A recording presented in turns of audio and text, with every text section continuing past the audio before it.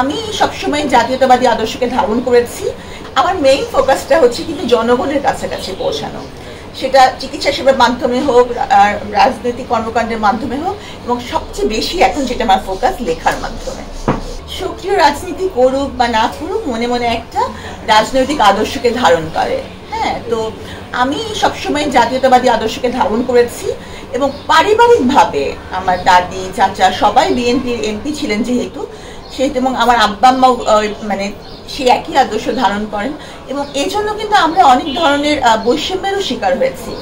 আমার আব্বা অত্যন্ত সৎ অফিসার হওয়া সত্ত্বেও তার এক্সটেনশন হয়নি, মানে আওয়ামী লীগের আমলে কোনো সুবিধা বা কোনো কিছুই না, কোনো ভালো মন্ত্রণালয়ের পোস্টিং কিছু না।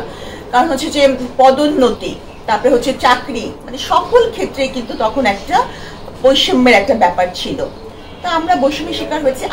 আমি যাদেরকে পরীক্ষা নিয়েছি as a registrar of cardiac surgery, আমি ক্লাস নিয়েছি, তারা পাশ করার পরে আমার উপরে চলে গেছে।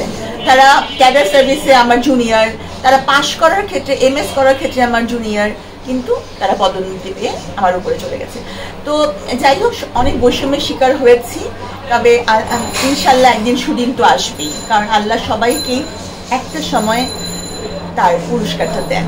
আমি যদি সরকারি চাকরিতে ছিলাম, আমি কিন্তু সক্রিয় রাজনীতি করিনি, এখন যেমন আমি সক্রিয়ভাবে রাজনীতি করেছি, কিন্তু 17 বছর যারা দমন, নিপীড়ন, হামলা মামলার শিকার হয়ে একটা আদর্শকে ধরে রেখেছে, কাজ করে গেছে, এখন তো তাদের দিন।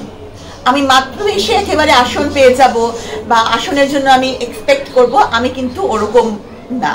হ্যাঁ, আমার মনে হয় যে যারা মানে এতদিন পর্যন্ত যারা বেশি ত্যাগ স্বীকার করেছে, তাদেরই উচিত ফ্রন্ট লাইনে আসা।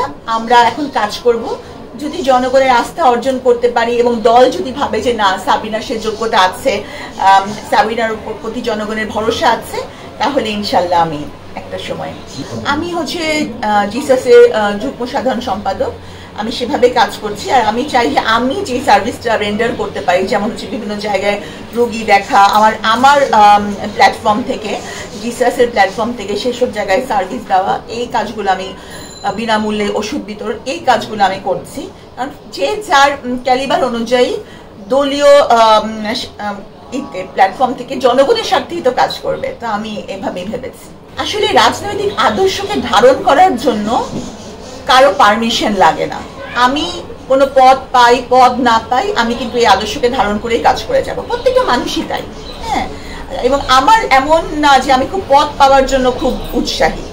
হ্যাঁ, তাহলে কিন্তু আমি আগেও অনেক কিছু মানে পদের জন্য কাজ করতে পারতাম। আমি আপাতত আমার মেইন ফোকাসটা হচ্ছে কিন্তু জনগণের কাছাকাছি পৌঁছানো, সেটা চিকিৎসা সেবার মাধ্যমে হোক, রাজনৈতিক কর্মকাণ্ডের মাধ্যমে হোক, এবং সবচেয়ে বেশি এখন যেটা আমার ফোকাস লেখার মাধ্যমে।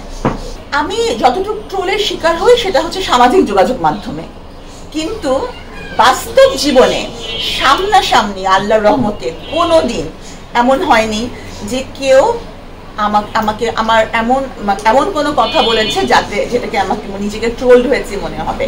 এবং আমি যেখানেই গিয়েছি মানুষের সম্মান এবং ভালোবাসা পেয়েছি।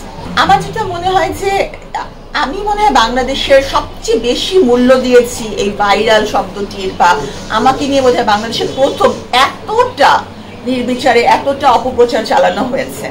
কিন্তু দেখেন যে আজও মানে আমি আপনাদের সামনে বক্তব্য দিচ্ছি এই জন্যই যে মানুষ আমাকে দেখছে, মানুষ আমার কথা শুনছে।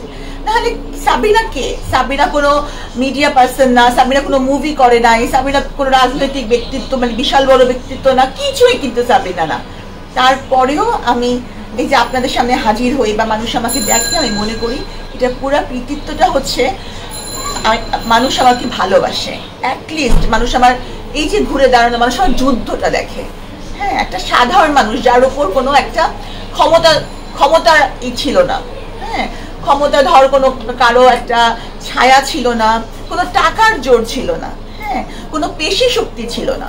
তারপরেও কিন্তু আমি ঘুরে দাঁড়িয়ে যেদিন বের হয়েছি সেদিন থেকে আমি বলছি যে আমি নির্দোষ, আমার সাথে অন্যায় হয়েছে।